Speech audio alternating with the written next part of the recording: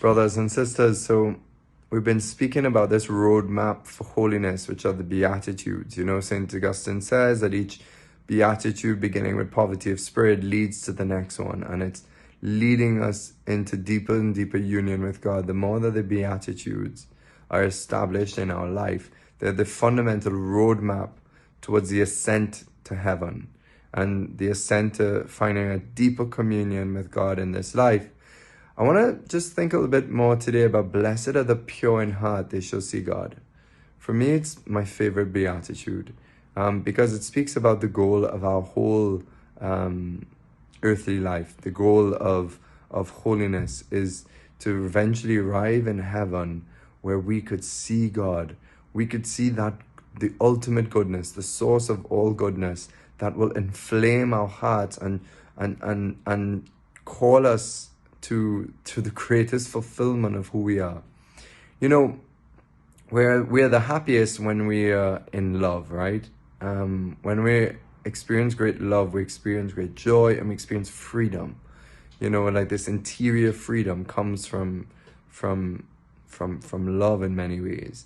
And so in heaven we're so free because we will see the ultimate good that gives the ultimate pleasure and joy to our soul. You know, what is joy? Joy comes about when something we desire is finally possessed. And when we possess it, when we come into union with it, not just the union we already have in our minds by desiring it, in the sense that the thing is in our mind and there's a sort of an affective union with the good that we're thinking about. But when I'm thinking about that beautiful cheesecake, which I can't eat because I'm allergic to milk, but one day maybe God will free me of that.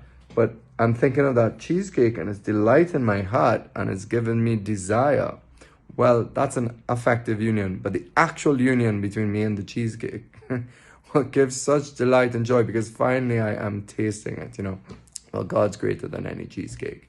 And part of the thing is it's hard for us to maybe appreciate that on this side of the fence, because we don't see God directly. In heaven, we will see God completely and utterly in his divine essence. You know, we will come to that ultimate, intimate knowledge of who God is, and it will blow our minds and hearts. I mean, there's nothing greater than that. If you think these earthly goods on earth that give us pleasure at times or earthly loves, it's pale. It cannot even be compared to. No eye has seen, no ear has heard what God has in store for us, which is himself. And so this roadmap to the blessed are the pure in heart, they shall see God, is really crucial, because on earth, on this side of the fence, we mix things up because we don't see God directly, but rather we're called, he invites us to see him through his creation, through prayer and the sacraments. And so I'm going to speak about prayer today and the role of the life to holiness, because part of this road towards holiness is to see God more and more clearly in this life, so that our will be more inflamed, our hearts will be more inflamed to draw us towards God and away from the false gods that weaken our desire for God. See, when we love earthly things in the wrong way and not for the sake of bringing us closer to God, it weakens our desire for God. See, saints are people who they became just a burning desire for God. Even when they didn't sense God's presence or they felt dry in their prayer, that increased their desire for him. So if you and I have our desires are waning for God, something is wrong, and we must make an examination of conscience in our life. If you know, for example, you can feel reluctant to go and pray, you can feel reluctant, but the fact that you command yourself to do it means that's good, that's healthy. That means that something is burning there in the right way. That means that there's an ultimate desire overriding these false distractions. But if you're completely disconnected and have complete distaste for prayer and distaste for God and not making an effort, okay, something is wrong, and we have to be honest about that. So how do we overcome these lesser disordered desires? Well, prayer.